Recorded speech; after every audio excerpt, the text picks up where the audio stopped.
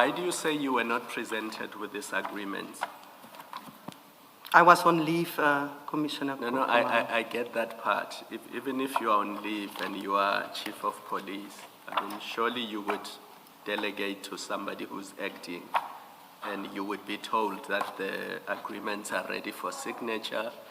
I can't believe that when you're on leave, people can do as they please, and you come back and you say, well, because I was on leave, I wash my hands of what happened. You don't stop being chief of police because you're on leave.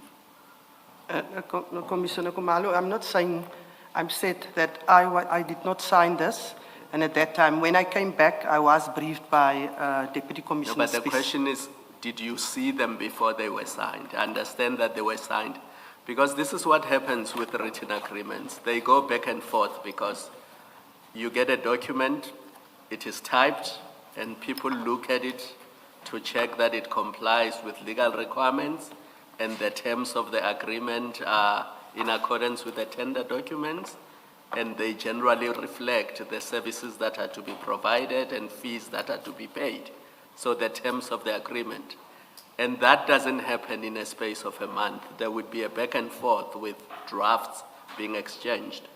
The question that was put to you, was this presented to you? It may well be that on the date of signature by Spies, you were on leave and therefore you could not have signed. But it does not explain what happened before that. Were you aware that there were these draft agreements circulating, what they related to, and that at some point somebody from TMPD has to sign them?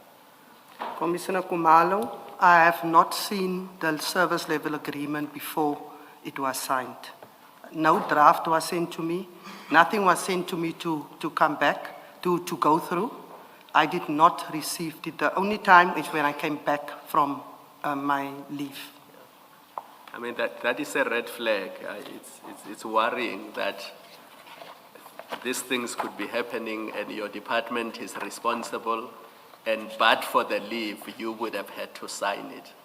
And because you were on leave in January 2026, somebody who was acting in your stead signed them, and you only saw them after they were signed. I mean, that is a serious red flag for me.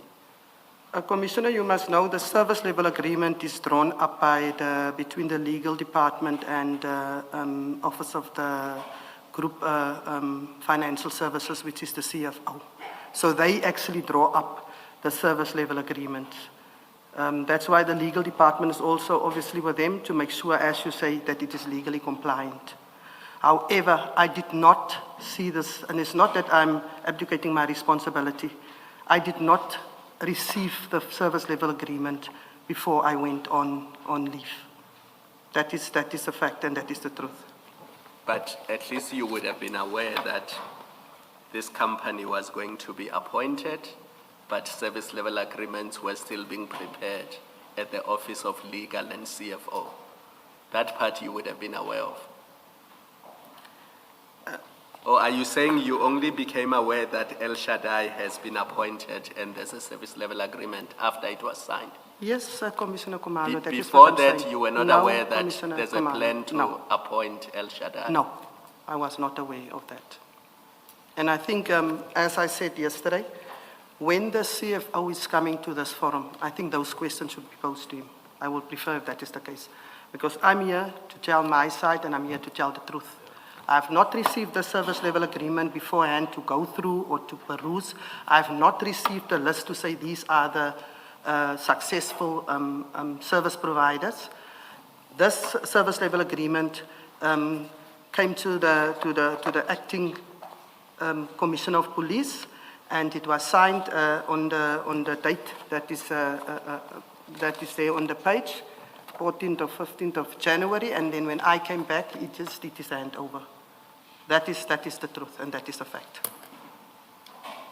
Commissioner, perhaps an anterior question to this discussion with Commissioner Khumalo is, how does it work? You have signed other agreements as Chief of Police, or you've never? No, I didn't sign because we only had 2 tenders, and then obviously we have the service animals one. But the security one, remember the security tender was withdrawn and re-advertised, and then this was the land in basin one. So I haven't signed the security level agreement, because that one, as you know, the only one that we are starting now since APSS came back to Metropolis is this one that we are currently busy with. The other one we were also busy with, however, but that one, as I said, was not approved, and we had to restart. So should I understand your explanation to be, since you became chief of police in 2023? 2023, yes. Yes. You've never had to sign any agreements in that, whatever agreement, as head of police? of Not that TMPD? You've never had not to. that can come to mind now, Commissioner Baloyi. Okay. There's So you nothing could- is coming to mind now. Okay, so you can't speak about a process? No, that no, no, This is I how it can't. works normally? No, but there's no that I can come to mind, or that there's nothing that anybody has sent a document to me beforehand. Yeah. And then, like Commissioner Khumalo has now alluded, and then say, here is the document, or these were the successful service providers, and then afterwards, that nothing of that comes to mind, Commissioner Baloyi. Okay, thank you.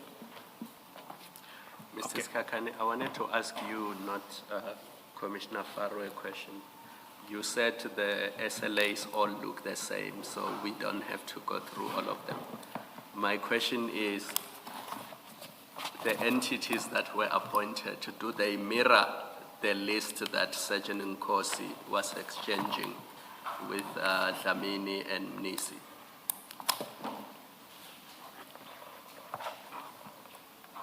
Commissioner, not entirely, but the 3 entities, that would be El Shaddai, Ngapesheya, and later on Kubis are there. They are all there. Correct.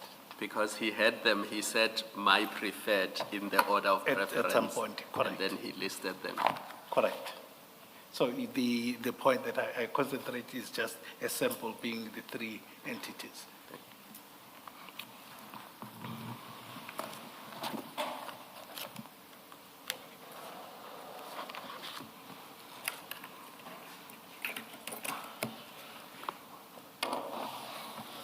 And Commissioner Farrow, just to follow up on what Commissioner Khumalo is raising, with hindsight, and obviously knowing the apparent, let me not call it interference, but the apparent interference, you would note, it would raise a red flag that obviously these entities, with hindsight of course, some of them are the ones that were shared with Sergeant Nkosi. Correct. As you know that this WhatsApp is coming to our attention now. Correct. Unfortunately, I was not in that WhatsApp group. So it's come to the attention now.